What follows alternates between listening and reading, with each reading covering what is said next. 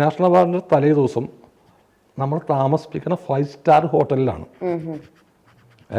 5 star ഹോട്ടലിലാണ് താമസ സൗകര്യം തന്നത്.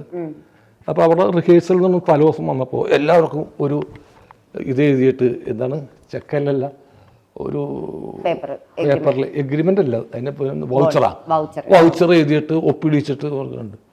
അപ്പോൾ ചിലവ് കാശാണ് DA ആണ് നമ്മുടെ DA ഡെയിലി അലവൻസ് 150 രൂപയാണ് ഒരു ദിവസത്തെ അലവൻസ്. ഈ 5 സ്റ്റാർ ഹോട്ടലിൽ ഒരു കുപ്പി വെള്ളത്തിന് 400 രൂപയാണ്. 150 രൂപയാണ്. 2011 കേസാണ് ഞാൻ പറയുന്നത്. ഇന്ത്യയിലെ മികച്ച നടനും മികച്ച സംവിധായകനും മികച്ച ഛായാഗ്രഹർക്കും ആഹാരത്തിന് കൊടുക്കുന്നത് 150 രൂപ. ഇപ്പോൾ നടന്മാരെ സംബന്ധിച്ചതൊന്നും പ്രശ്നമല്ലായിരിക്കാം.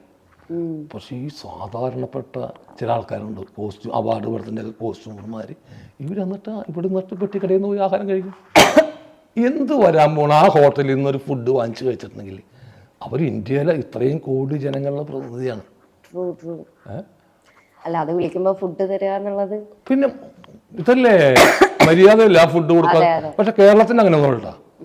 കേരളമൊക്കെ വളരെ ഡീസൻ്റ് ആണ്. അന്നത്തെ ഫുഡ് ഒരു ദിവസം അന്നത്തെ ഫുഡ് കൊടുത്ത് എന്ത് വരാൻ പോകണം? ഇപ്പം എങ്ങനെയാണെന്ന് എനിക്കറിയില്ല കേട്ടോ എങ്ങനെയാണെന്ന്. ഇപ്പം ഞാൻ പറഞ്ഞു 2011 കേസാണ്.